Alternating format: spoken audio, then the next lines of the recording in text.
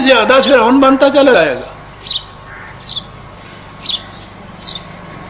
یہ ہے وہ وجہ جس کے لیے یہ نظام کامیاب ہو سکتا نہیں تھا. اسی لیے اقبال نے بہت پہلے جب یہ کمیونزم کا چرچا ہوا ہے یا انقلاب آیا ہے رشیا میں 1917 میں، اس زمانے میں کہا تھا کہ اے کہ میں جوئی نظام عالم میں تو ایک عالمگیر نظام معاشی قائم کرنا چاہتا ہے. روس سے کہا تھا جستائی اورا اساس محکم ہے، اس کے لیے وہ بنیاد تم نے تلاش کر لی ہے جس کے اوپر اتنی بڑی عظیم عمارت کھڑی ہو سکے. اور وہ بتایا تھا کہ یہ اساس، یہ بنیاد قرآن کے سوا کوئی تیسری چیز نہیں ہو سکتی. میں نے یہاں تو ضمناً ایک اقتباس دیا ہے اور چند باتیں عرض کی ہیں. میں نے اپنی کتاب نظام ربوبیت میں یہ سارا تقابل جو ہے، نظام سرمایہ داری، رشیا کا یہ نظام اور قرآن کا معاشی نظام، یہ سارا میں نے اس میں دے دیا ہوا ہے. اصل اور بنیاد یہ ہے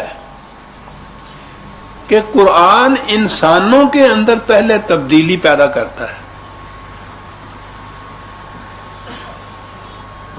اور پھر جب وہ تبدیلی پیدا ہو جاتی ہے، جس کی ایک جھلک ان الفاظ میں ہے کہ یؤثرون علی انفسہم ولو کان بہم خصاصہ، وہ دوسروں کی ضروریات کو اپنی ضروریات پہ ترجیح دیتے ہیں.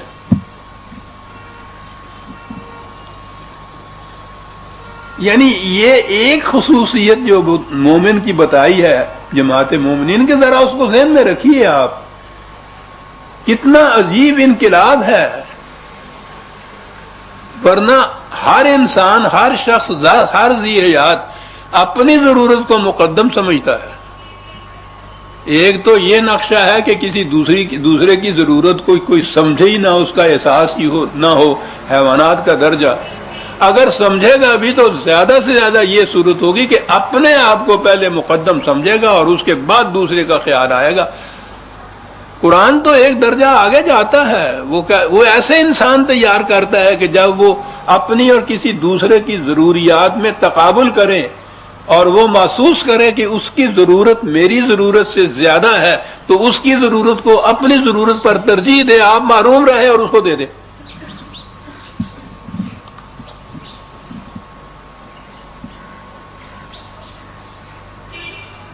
یہ باتیں ہمیں تو آج محض واعظ اور افسانے سے نظر آتی ہیں. ٹھیک ہے، ہم نے نہ ایسے مومن دیکھے نہ ایسے مومن ہم بنے، لیکن قرآن جو بنیاد قائم کرتا ہے وہ اس انسانوں کے اندر اس قسم کی تبدیلی پیدا کرتا ہے. اور جب یہ اس قسم کے انسان وجود میں آ جائیں تو یہ زمین اور زیادہ دولت اور یہ چیزیں تو ایک طرف رہا، ان کے ہاتھ میں تو پوری کائنات بھی دے دی جائے گی تو اس میں سے کوئی نقص واقع نہیں ہوگا. وہ فرعون نہیں بنیں گے اور جھکتے چلے جائیں گے. تو یہ بنیاد ہے اصل. اس وقت جو دنیا میں ایک قیامت برپا ہے نفسا نفسی کی، اس کی بنیادی وجہ یہ ہے کہ نگاہیں ساری قوانین کے اوپر رہتی،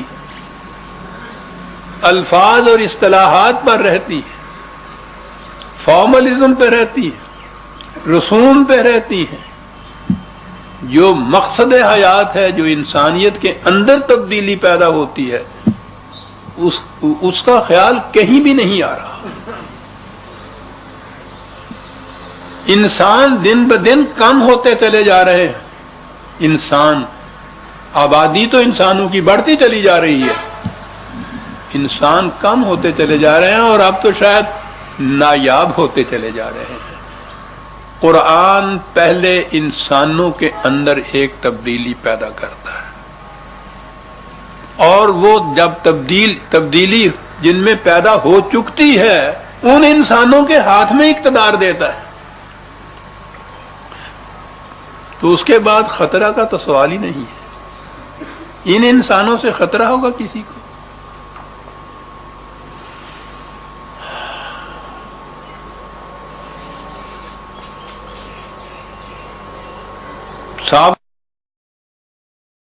آیات میں یہی چیز آئی تھی کہ مسلین وہ ہیں کہ جن کی کمائی میں، جن کی دولت میں، جن کی آمدنی میں، جن کے ذرائع میں وہ حق معلوم للسائل والمحروم، خیرات اور چیریٹی کے طور پر، دھیان کے طور پر نہیں وہ دوسروں کو کوئی دیتے، وہ ان کا حق سمجھتے ہیں اپنی کمائی کے اندر جن کی ضروریات رکی ہوئی ہوں۔ یہ کہا تھا اس نے کہ یہ ہوتے ہیں وہ جن کو آپ مسلین کہتے ہیں۔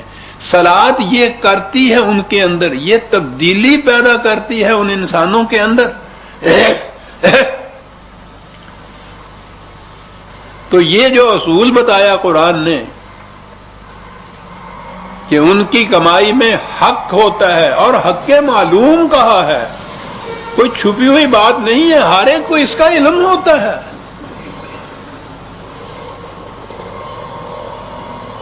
تو یہ ذہن میں رکھتے ہوئے، یا یہ ہمیں سمجھانے کے لیے کہ جو کہا گیا ہے کہ اس قسم کا نظام ہوتا ہے جس میں ہر ضرورت مند کی ضرورت کو مقدم سمجھا جاتا ہے، تو آگے بات یہی تھی کہ پھر وہ انسان کس قسم کے ہوتے ہیں۔ اگلی آیت میں ہی یہ بات بتا دی کہ آؤ تمہیں بتائیں وہ انسان کیسے ہوتے ہیں۔ یہ ہے قرآن، محض قانون نہیں بتایا، نظام کے خطوط نہیں سامنے لائے، لائنز نہیں کھینچی، صرف کہا کہ وہ انسان کیسے ہوتے ہیں، اور ان انسانوں کی موٹی موٹی 2-4 خصوصیات یہاں بیان کر دی۔ ورنہ یاد رکھیے قرآن کریم میں مومنین کی جس قدر خصوصیات بیان کی گئی ہیں وہ وہی ہیں جن کے اندر پہلے انسان یہ تبدیلیاں پیدا کرتا ہے جن انسانوں کے اندر، اور ان کو پھر اس پروگرام کو بروئے کار لانے کا اہل قرار دیتا ہے، ان کے ہاتھ میں دیتا ہے وہ اقتدار۔ یہ کوئی چھوٹی بات نہیں ہے کسی انسان کا کسی دوسرے انسان پہ حکومت کرنا، وہ تو ہوتا ہی نہیں قرآن کی روح سے، لیکن یہ اختیار دینا کسی حکم کے منوانے کا بھی، خواہ خدا کا ہی حکم ہو، کوئی چھوٹی بات نہیں ہے صاحب، دونوں انسان ایک جیسے ہوتے ہیں۔ تو وہ کرتا یہ ہے کہ انسانوں کے اندر پہلے یہ تبدیلی پیدا کرتا ہے۔ کہا یہ ہم نے کہا ہے کہ وہ اس قسم کے لوگ ہوتے ہیں مسلین۔ اب 2-4 خصوصیات ہیں، اور سب سے پہلی خصوصیت وہ ہے جس کے متعلق عام طور پہ سمجھا ہی نہیں جاتا کہ اس کا بھی کوئی تعلق معیشت سے یا نظام سیاست سے ہے۔ والذین هم لفروجهم حافظون الا على ازواجهم او ما ملكت ايمانهم فانهم غير ملومين فمن ابتغى وراء ذلك فاولئك هم العادون۔ پہلی چیز اس نے جنسیات یا سیکس کے متعلق بتائی ہے، اور جیسا کہ میں نے عرض کیا ہے عام طور پر ذہنوں میں نہیں آتا کہ معاشی نظام کے ساتھ سیکس کا تعلق کیا ہے۔ ہماری سمجھ میں تو یہ آ ہی نہیں سکتا، اس لیے کہ ہمارے ہاں تو تحقیق کا سوال ہی نہیں ہے۔